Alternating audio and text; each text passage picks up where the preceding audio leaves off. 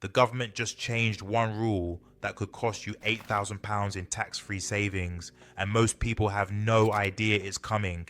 Here's the kicker: when they announced it in the budget but buried it in the small print, and when it kicks in next year, millions of savers are going to wake up and realize they've been quietly herded into the stock market, whether they wanted to be there or not.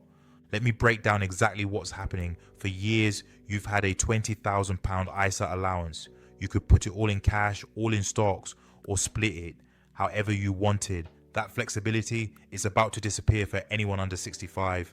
And the trap they've set is surprisingly clever. I'm going to show you the mechanics of this change, who it hurts the most, and what you need to do before April 2026 to protect your money. Let's rewind for a second. The ISA system has been beautifully simple. Every tax year, you get £20,000 to play with. Want it all in a cash ISA earning safe tax-free interest? Done. Want it all in a stocks and shares ISA for long-term growth? Go for it. Want to split it £10,000 and £10,000? Your choice. This flexibility was the whole point. You could match your savings to your life. Saving for a house deposit in 3 years, keep it in cash where it's safe, building a retirement fund over 30 years, push it into stocks for higher returns. The control was yours. But from April 2026, that changes. The overall limit stays at £20,000, but here's the catch. If you're under 65, you can only put £12,000 into a cash ISA. That's it, maximum.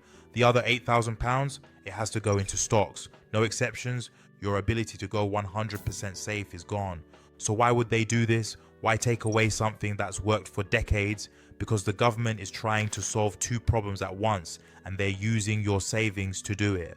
Problem one, the UK stock market is struggling.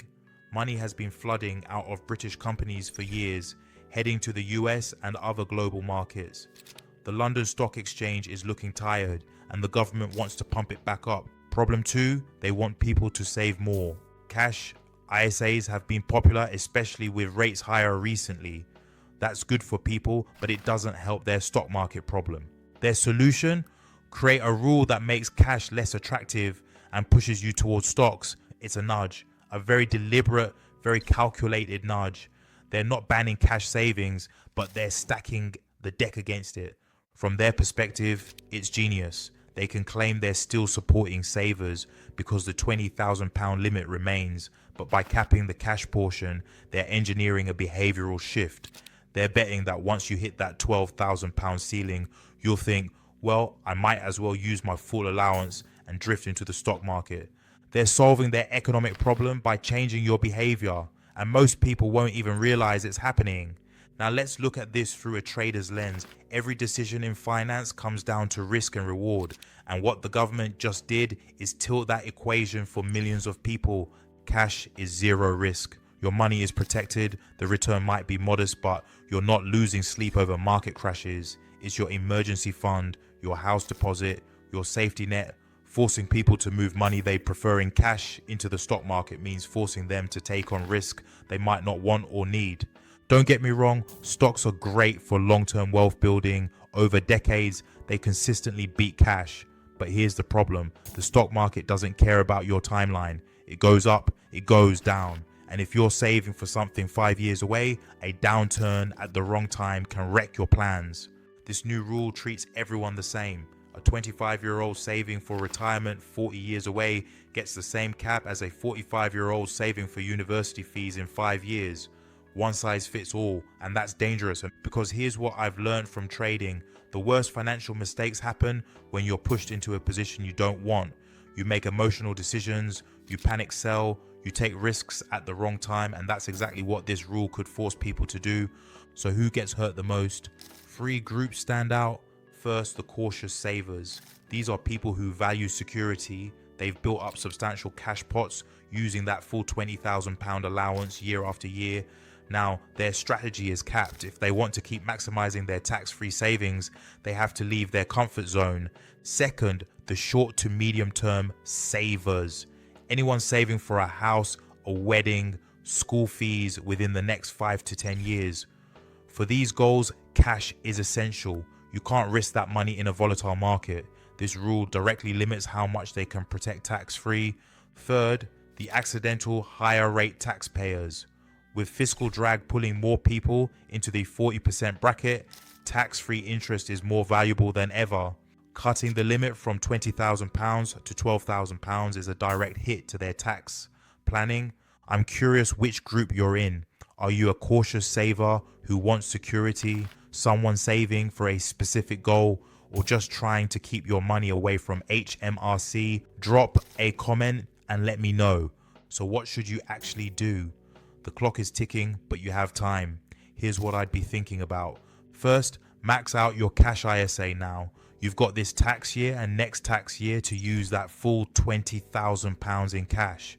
If you've got savings sitting in a regular account getting taxed, move it into a cash ISA while you still can. Use it or lose it. Second, review your goals. If you're saving short term, you might need to accept the lower limit or consider other options like fixed term bonds, even if the interest is taxable. The key is this: don't let this rule push you into risks you're not comfortable with. Your financial security matters more than maximizing a tax break. Third, if you are investing long term, maybe this is the nudge you needed to explore a stocks and shares ISA. But do it on your terms. Start small, educate yourself, understand what you're buying. A simple low-cost global index fund is usually the smartest starting point. And don't forget your pension. For long-term savings, pensions are still the most tax-efficient option out there. You get tax relief going in, and you can take 25% tax-free when you retire. If you're a higher rate taxpayer, that relief is even more powerful than an ISA. The bottom line is this: the £12,000 cash ISI cap is more than a rule change. It's a signal. The government wants you taking more risk. They want your money in the stock market, and they're using this subtle but powerful nudge to make it happen. But here's the thing about nudges: they only work if you don't see them coming. Now you see it. You understand the mechanics. You know who it's designed to help and who it hurts, which means you can plan around it. You can stay in control of your money and make decisions that work for you, not the government. If this was useful, subscribe so you don't miss the next financial trap they're setting. And if you want to understand the other big stealth tax coming for retirees, watch my video on the pensioner tax trap. It's linked right here. I'll see you there.